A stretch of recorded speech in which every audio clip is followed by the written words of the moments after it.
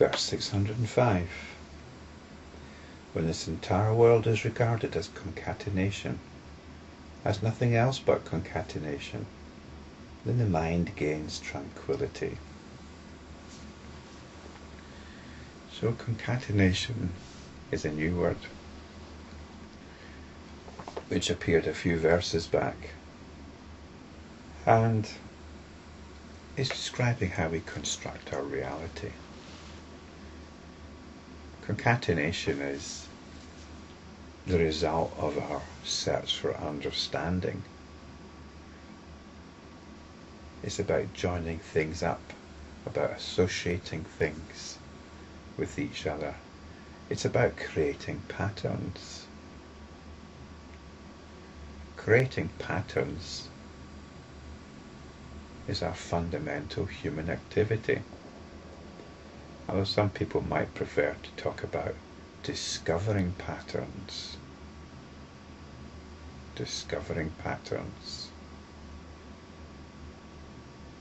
Because the assumption is that these patterns already exist out there, waiting to be discovered.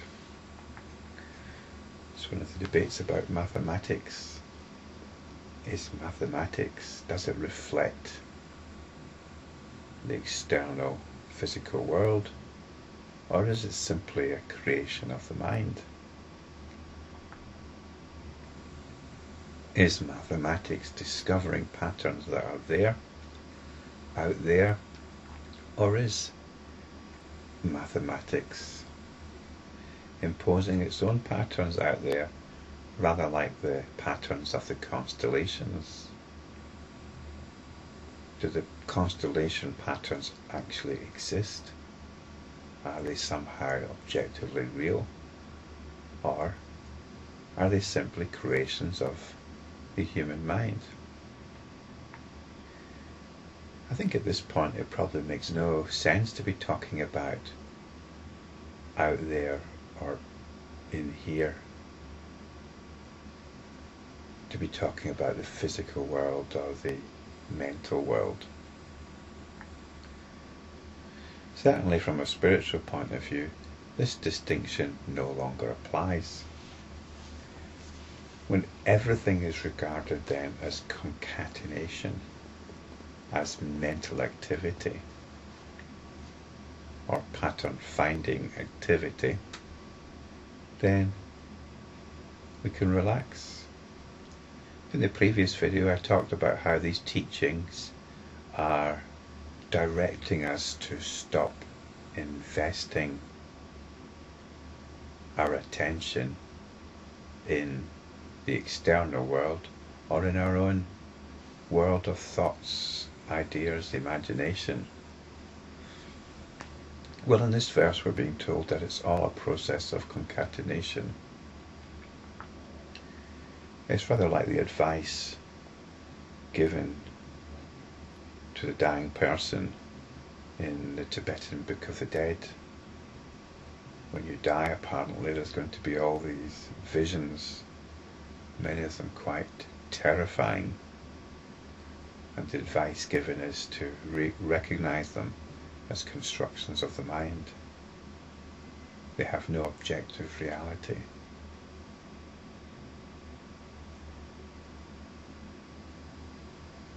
And once you realize that something, no matter how nightmarish, has no objective reality, then you can relax.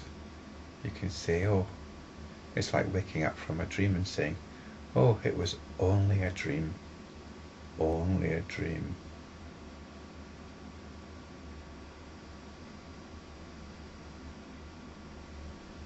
There's going to be a point, assuming that you have an organic death rather than some sudden termination. There's going to be a point where as you grow older, nothing seems particularly important anymore. All the things that stirred your passions when you're younger just become part of a pattern. When you're young, your passions get stirred. It's the same generation after generation.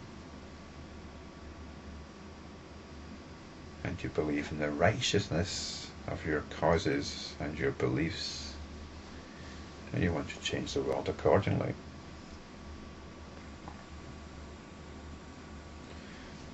This could be a good thing, or it could be a bad thing. Who knows? But it's a pattern. It's a pattern. As individuals, we can work for change. We recognize the pattern and no longer go along with it.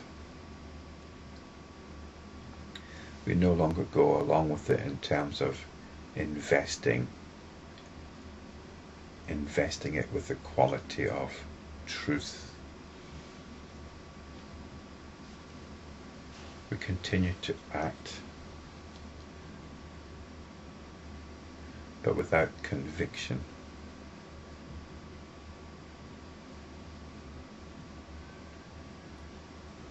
And in that way we can perhaps be more effective. So when this entire world is regarded as concatenation, we see it as a pattern which can take many varieties, and we stop investing the attention in it, like waking up from a dream. And in this we can find tranquillity. So the next verse gives us some examples. Verse 606. Ignorance, desire, karma, etc. These are the inner concatenation. A ladle, clay, a vessel, a wheel, etc., or seeds, the elements, etc. These are external concatenations. In other words, everything that we recognize, both inwardly and outwardly, ignorance, desire, karma, etc. These are the Buddhist teachings that are being referred to here, so-called spiritual concepts, but they're just patterns. In the previous video I was talking about how we must stop investing in the external world and the world of the imagination and ideas and thoughts and so on. So these are inner constructions. Outer constructions are these everyday objects, a ladle, clay, a vessel, a wheel, etc. These are the sorts of things that might have been lying around when the person that wrote this happened to notice. Or seeds, the elements, etc. The person writing this might have looked out the window and seen somebody working in the field, ploughing the earth, watering the plants and so on. So in other words, all the elements of everyday existence are also patterns. So these are the things the attention is drawn to. It's drawn to ideas, it's drawn to things. And as I pointed out in the previous video, the attention is the route to enlightenment. So never mind all these things, never mind all these ideas, no matter how elevated, never mind objects, people, whatever.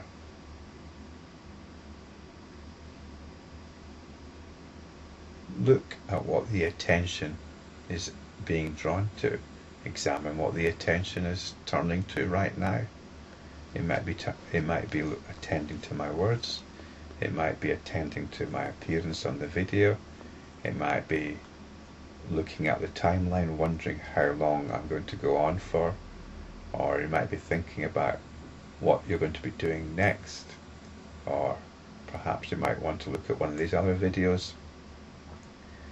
Or perhaps you've got certain feelings, perhaps you're feeling agitated. Perhaps you're feeling calm. Whatever. Your attention is flitting amongst all that. But if you ask yourself, what is this attention? And you observe the attention, then it stops moving.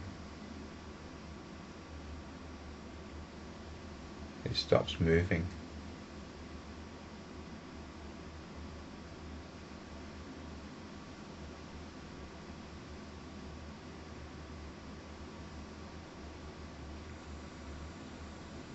And you're abiding once again in pure awareness, pure consciousness.